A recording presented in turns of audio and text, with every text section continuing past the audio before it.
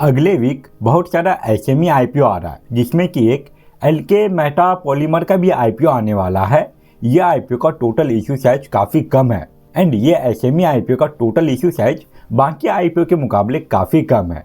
And ये video में हम लोग एलके मेटा पॉलीमर के बारे में कंप्लीट एनालिसिस करेंगे कि ये कंपनी का बिजनेस क्या है, इसके अलावा ये कंपनी का फाइनेंशियल रिपोर्ट कैसा है एंड कौन से वैल्यूएशन एंड मार्जिन पे ये कंपनी अपना आईपीओ लेके आ रही है। ओवरऑल ये आईपीओ लॉन्ग टर्म में एंड शॉर्ट टर्म में कैसा परफॉर्म कर सकता है, ये सारे टॉपिक के ऊपर बात करेंगे। तो ये वीडियो आप लोगों के लिए काफ़ी यूजफुल होने वाला है, तो वीडियो को एंड तक जरूर देखिएगा। एंड अगर आप इस चैनल पे पहली बार आए हैं तो चैनल को भी सब्सक्राइब कर लीजिए। तो चलिए अब वीडियो कंटिन्यू करते हैं।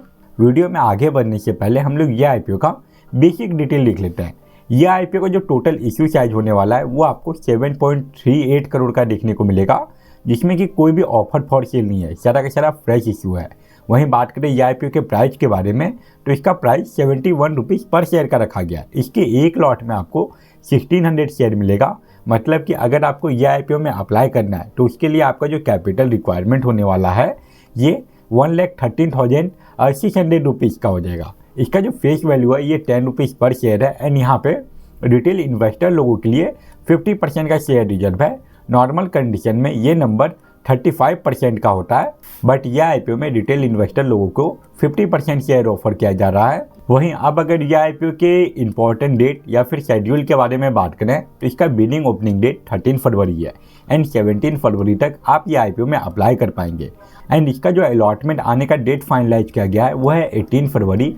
एंड अगर आपको यह आईपीओ का अलॉटमेंट मिल जाता है तो 20 फरवरी को जो शेयर है वो आपके डीमेट अकाउंट में ट्रांसफ़र करवा दिया जाएगा। एंड इन केस अगर अलॉटमेंट नहीं मिलता तो फिर 20 फरवरी को ही जो रिफंड है वो इनिशिएट करने का डेट फाइनलाइज किया गया है। उसके बाद इसका जो स्टॉक मार्केट में लिस्टिंग डेट है वो है 21 फरवरी।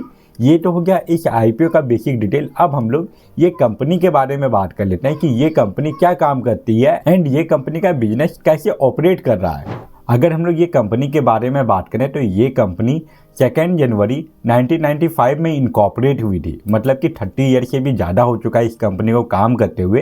एंड यहाँ पे हम लोग ये कंपनी का वैल्यूएशन एंड मार्जिन देख सकते हैं। इसके बारे में अभी हम लोग और भी इन डिटेल बात करने वाले हैं। बट अगर हम लोग ये कंपनी का प्रोडक्ट सेक्शन देखें तो यहाँ पे आप देख सकते हो कि ये कंपनी प्लास्टिक का रस्सी बनाती है। साथ ही साथ ये कंपनी प्लास्टिक के प्रोडक्ट बनाने के लिए जो रॉ मटेरियल यूज किया जाता है उसका भी ये कंपनी ट्रेडिंग करती है। उसके अलावा यहाँ पे ये डाटा दिया गया है कि रस्सी बनाने के लिए ये कंपनी जो रॉ मटेरियल यूज करती है वो ये कहाँ से बाय करती है। तो 70% ये कंपनी का रॉ मटेरियल एमपी से आता है, उसके बाद 7% महाराष्ट्र से आता है एंड 10% ये कंपनी अपना जो रॉ मटेरियल है वो यूएसए से इंपोर्ट करवाती है। उसके बाद ऑलमोस्ट 7% यूपी से एंड लगभग 5% ये कंपनी का रॉ मटेरियल गुजरात से आता है। ये तो हम लोगों ने देख लिया कि ये कंपनी रॉ मटेरियल कहाँ से बाय करती है। अब हम लोग ये देख लेते हैं कि ये कंपनी जो प्रोडक्ट बनाती है, जो रस्सी बनाती है, उसको ये कहाँ पे बेचती है, कौन सा प्रोडक्ट एंड कौन से स्टेट से ये कंपनी को सबसे ज़्यादा रेवेन्यू जनरेट होता है। अब उसके बारे में बात कर लेते हैं। तो यहाँ पे सबसे पहले हम लोगों को ये कंपनी का फाइनेंशियल रिपोर्ट देखने को मिल रहा है, जिसके बारे में हम लोग आगे इन डिटेल बात करेंगे।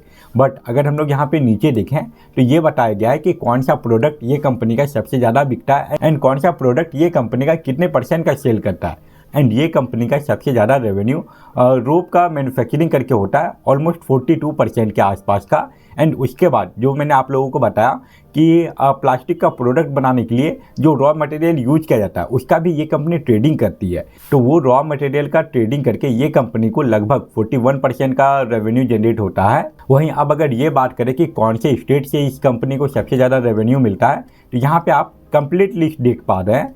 सबसे ज़्यादा रेवेन्यू ये कंपनी का एमपी से जनरेट होता है, लगभग 76% के आसपास का। उसके बाद यूपी से ऑलमोस्ट 12% एंड जो बाकी स्टेट है उससे 2-3% का ही रेवेन्यू जनरेट होता है।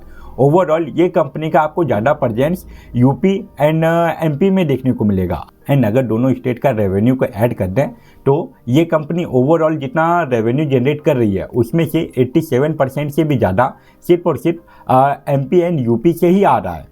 तो आई होप अब आपको ये आइडिया लग गया होगा कि ये कंपनी क्या काम कर रही है एंड कौन कौन से स्टेट में इसका प्रेजेंस आपको ज़्यादा देखने को मिलेगा। अब हम लोग चलते हैं ये वीडियो के इम्पोर्टेंट पार्ट पे, जो कि है ये कंपनी का financial report L K Mehta Polymer के फाइनेंशियल परफॉर्मेंस में हम लोगों को फाइनेंशियल ईयर 2022 से लेके फाइनेंशियल ईयर 2024 तक का कंप्लीट डाटा दिया गया है। इसके अलावा फाइनेंशियल ईयर 2025 का Q1 का डाटा दिया गया है, मतलब कि ये 3 मंथ का डाटा है। एंड अगर हम लोग ये कंपनी के रेवेन्यू के बारे में बात करें तो यहाँ पे हम लोगों को ईयरली बेसिस पे लगातार इंक्रीमेंट देखने को मिल रहा है। एंड जैसा ये कंपनी का रेवेन्यू फाइनेंशियल ईयर 2025 के Q1 में है, अगर ये कंपनी पूरा साल ऐसा ही ग्रो किया तो ये साल का जो इसका रेवेन्यू आने वाला है वो आपको 16 करोड़ के आसपास का देखने को मिलेगा, जो कि पिछले साल के मुकाबले थोड़ा सा कम है। वहीं अब अगर बात करें इसके नेट इनकम के बारे में तो ये कंपनी के रेवेन्यू में हम लोगों को ईयरली बेसिस पे लगातार एक ग्रोथ देखने को मिला है, बट इसका नेट इनकम वैसा परफॉर्म नहीं किया है। इसके नेट इनकम में हम लोगों को फाइनेंशियल ईयर 2022 से लेकर 2023 के बीच में गिरावट देखने को मिला था। वापस से 2023 से लेकर 2024 के बीच में इसका जो नेट इनकम है उसमें इंक्रीमेंट हुआ। एंड अभी फाइनेंशियल ईयर 2025 के Q1 में ये कंपनी 0.21 करोड़ का नेट इनकम जनरेट की है। और अगर पूरा साल का डाटा ऐसा ही रहा तो ये साल का जो इसका नेट इनकम आने वाला है वो आपको 0.80 करोड़ के आसपास का देखने को मिलेगा, जो कि लगभग पिछले साल के ही बराबर होने वाला है। ओवरऑल फाइनेंशियल ईयर 2022 से लेकर 2024 के बीच में इसके रेवेन्यू में हम लोगों को लगातार ग्रोथ देखने को मिला है, बट ये कंपनी का नेट इनकम उतना अच्छा परफॉर्म नहीं किया है। वहीं अब अगर बात करें ये कंपनी के वैल्यूएशन एंड मार्जिन के बारे में तो इसका जो EPS है वो आपको 3.41 का देखने को मिलेगा। एंड इसका जो PE रेशियो है वो आपको लगभग 21% के आसपास का देखने को मिलेगा। वहीं बात करें ये कंपनी के RONW परसेंटेज के बारे में तो यहाँ पे भी हम लोगों को 2022 से लेकर 2023 के बीच में गिरावट देखने को मिला था, बट वापस से 2024 में इसका जो RONW परसेंटेज है वो 28% के भी ऊपर पहुँच चुका है। एंड अगर इसके ROCE परसेंटेज के बारे में बात करें तो वो हम लोगों को 16% का देखने को मिल रहा है। एंड ये कंपनी का जो EBITDA परसेंटेज है इसमें भी अभी इंक्रीमेंट हुआ है। एंड इसका करंट EBITDA परसेंटेज 5.58% का है। एंड लास्ट में अगर ये कंपनी के डेट टू इक्विटी रेशियो के बारे में बात करें तो वो हम लोगों को 2.15 का देखने को मिल रहा है। इसके वैल्यूएशन एंड मार्जिन में कुछ नेगेटिव पॉइंट है तो कुछ पॉजिटिव पॉइंट भी है।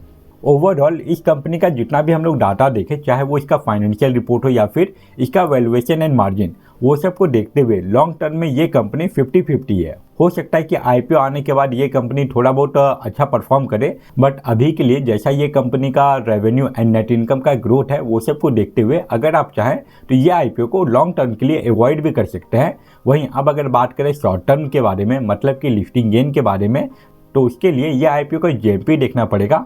एंड फिलहाल ये IPO की GMP में कोई भी मोमेंटम नहीं है, इसका GMP 0 रुपीज़ का है। एंड अगर ये IPO की GMP में सडनली कोई इंक्रीमेंट आता है या फिर ये IPO के रिलेटेड कोई और न्यूज़ या फिर अपडेट आता है तभी मैं इसके ऊपर एक और अपडेटेड वीडियो बना के अपलोड कर दूंगा। तो वो सारे वीडियो को देखने के लिए आप चैनल को भी सब्सक्राइब कर लीजिए। तो ये था एलके मेहता पॉलीमर का डिटेल एनालिसिस। आई होप आपके लिए ये वीडियो यूजफुल रहा होगा। एंड अगर आपको ये वीडियो यूजफुल लगा तो वीडियो को लाइक जरूर करें। फिलहाल ये वीडियो को यहीं पे एंड करते हैं। Thank you for watching this video.